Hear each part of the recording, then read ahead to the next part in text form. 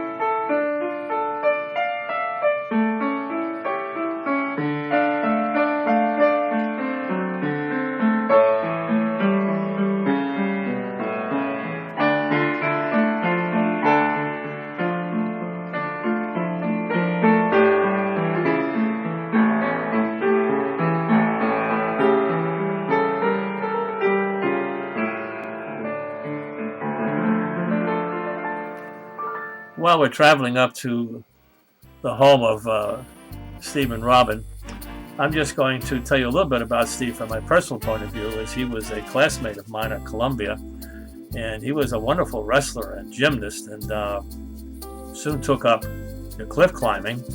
I didn't know he was a guy who was handy with his hands, but I found that out later when he lived down in the village, in East Village. He just constructed a whole loft for himself. And he continued that tradition when he bought Stone Mountain and turned it into a retreat, basically, for his kind of thinking. These are trapeze supports. His two children are the professional trapeze artists and tumblers, and they work with people in show business out in Hollywood. So this is a guy who's a thinker, written over 40 books, but he's a doer. He gets things done. And as you go through the woods here to his place, and he owns the property, is that you'll see many houses constructed, barns, that kind of thing. Stephen did all of this. He kind of took over a defunct farm. I think this one building was originally there, and everything else has been constructed by him and people who have come to live here or to simply help him. So he and Robin have a full day, and here we're getting a little bit closer to their home. That's the remnants of an old house, I think an old stone house on the property. These properties go back, this is up in New Paltz, so it didn't start yesterday. But as we approach their home, we go up a little rise here. I had been here about 15 years, 20 years before, and all I remember, it was the most fantastic place I had seen. I came at night, so when you see some of the buildings and you see some of the things they do, some of the festivals they throw, of which those costumes and masks are all around, that you'll get some idea as to why I was so startled. And I just thought it was the greatest thing I had seen, that two people could construct something like this and keep it going and keep it alive. And they still are. Now, here's Stephen's home. It's all hand built. Just, it's just a wonderful house inside and outside, that kind of gnomic structure, and you'll see some of his outer buildings, the farms, and the rest. In the meantime, I'm going to let them talk a little bit about their lives as we just go through the grounds. The grounds will speak for themselves, basically. You'll see the extent of what they've attempted to do. And I'm going to start. I'm going to ask them something about their kids, because that's how we all start to live through our kids eventually. They take over and they carry us into future generations. So here's a little bit of Steve and Robin. We're going to start talking about their kids. We're going to keep playing the property in the background. Let's have at it. Tell me about your children. What they're doing, how old they are, their names, all that stuff. Well, our son Merlin was conceived in 1968, the first night that we slept on this farm. And it was really different. We made love, as we often did, quite often when we were younger. And we both knew that there was something different. I said, something happened that time. And she said, oh yeah, something happened. And that was the night that we conceived him. He was born 9 months later, and he lived on the farm all during his formative years. He learned to rock climb and horseback ride, and generally have an outdoor life. And he, part of his interest was to develop vertical dance technology profiles, so actually dancing on the surface of mountains and on rocks, and making that a theatrical performance art, and that's what he did. So his company is now called Air Realistic. He has 2 kids, and he lives in Los Angeles, in Topanga Canyon. And he did have training in dance from some very, very fine dancers. And he also, I think he worked with Jonathan Fox in role play, and some of his dance on ceilings was done in the ceilings of caves. Wow, and his name is Merlin, right? Yes. His name is Merlin. And he has a middle name? Stephen. Of course. Merlin and Stephen. And you have a daughter, Yes. who is also a dancer, stunt woman, everything. Acrobat. Gwyneth was born 8 years later. We had just come back from a year in India, and With Merlin, he traveled with us. Merlin traveled with us at 6 to 7 years of age. Traveled to India with us. Wow. It was an amazing formative experience. We spent almost a year traveling abroad: India, Afghanistan, Greece, Turkey. I had a sabbatical leave year, so it was really quite amazing.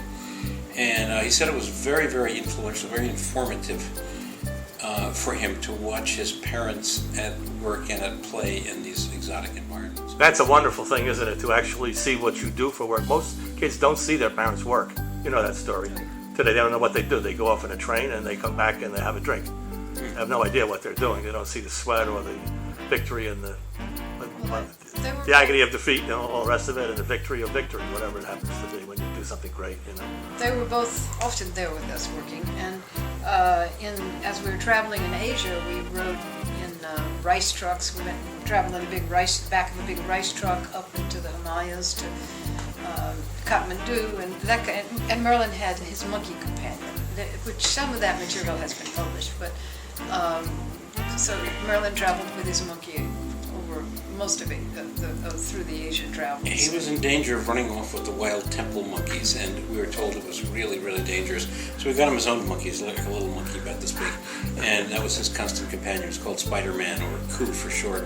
And Spider-Man was great, except when he got pissed off, he threw all our worldly possessions out the windows of a hotel in Greece, and There was a huge crowd below waiting in the street to receive every largesse that the monkey gave them. He got really pissed off because we didn't take him to dinner. He'd been in most of the places we'd been in, he'd been able to go with us to dinner everywhere, even all over Greece. But we went to a restaurant that we couldn't take a monkey to. We came back, he was dancing up and down on the balcony. He had gotten the windows open, and the monkeys have 4 hands. We have Like a miniature King Kong. Yeah, he threw all our possessions in the throwing street. toothbrushes. Clothes, underpants, bras, everything. He waved them around. The Greeks were all cheering. They were all Greek sailors down there, and they were all cheering and going, you know. Now, how about your daughter now, the one who's the stunt woman? So Where did she fit out? 8 years later, 8 we years came later. back from Asia. right? And the same magical event. Did you know that was a DJ? We did. Again. We knew it. Yeah. What a guy. Again, we knew it the night that she was conceived. We knew that was the case, and she was a real gift. We just knew that when we had her. She's always been resourceful, kind of smart. She's rather beautiful, and she just gets along with people, and she has like huge circles of friends. People everywhere love her. And, Who do they take after? They're an interesting mix. So they actually mix, because my kids are, they're kind of mixed sometimes, you know, but I met a family once where the girls look exactly like the mother. It was like the man had no DNA whatsoever in the adventure, and the boys looked exactly like the father. They were different looking people. The mom was a redhead, the other guy was a brunette, you know, the different color eyes, different structure. I said, wow, you know, do these people ever mix, you know? They mix, but the genes didn't mix. But anyway, I was just always curious about that. Yeah, no, I think ours are quite an interesting mix. Yeah. Gwynnie was a dancer from the very start. She was a dancer in the womb. I always said that Merlin did karate in the womb, and Gwynnie did Tai Chi because she moved like this. But I don't know, Steve mentioned that Merlin was also trained in martial arts from very young and was quite talented. And he was, even after he had some serious injuries, he was in rock climbing. He was in the Empire State Games and placed in wrestling, I think it was. Judo. So he was a contender. Yeah, he's a contender. Wow. And Gwynnie, for her part, was prepared for her career as a ninja by Merlin and a couple of his good friends, because she was their little experimental creature. They would dress her in ninja costumes when she was about this high and dangle her in ropes from various things. And she learned to get out of almost any kind of knots and hang upside down and climb all kinds of strange things because of her brother and his friends. She was like their G.I. Joe doll. I mean, that's basically what Merlin remarked at one point. She's a full, you know, active, alive G.I. Joe doll. You know? Where is she doing her stunt double work now? She has a company, she's a small company, right? Was it New York or? They both were in a company originally called De La Guarda in New York. It's really quite famous, the largest off-Broadway show in New York. And Merlin was the rigger. He was the guy who kept everybody flying. And Gwyneth got auditioned and got a job with them. It's now called Fuerza Bruta. It's an Argentine theater company, very successful. They packed 400 or 500 people a night into this thing. Wow. They performed all over the world with those two productions. They were in Israel, they were in Korea, they were two seasons in Korea. Las Vegas. The show goes everywhere. Germany. I mean, yeah.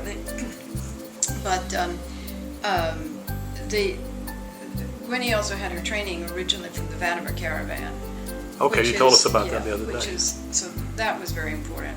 And years of traveling and performing with the Vatimers. World folk dance, yeah, they're great. So they really had a magical life in some senses, didn't they? They're non-scholastic, right? They didn't follow that path. And what did you have? Gwynnie is quite. Merlin finished his community college education, and both of us have PhDs, and we urged him to go back. And he said, I think I'd rather explore around. And he went to Mexico, and he went climbing, and he had adventures and stuff like that. Gwyneth, after her community college education, went on to Sarah Lawrence and got a degree in dance. Did very well. She also had secondary majors in Greek classics. But they're performers. Not studying Greek, But they have that performing part of you, Yeah. right? That went to the front right away. She She is the godchild of Joseph Campbell and Jean Erdman, the Oh, dancer. wow. Yeah.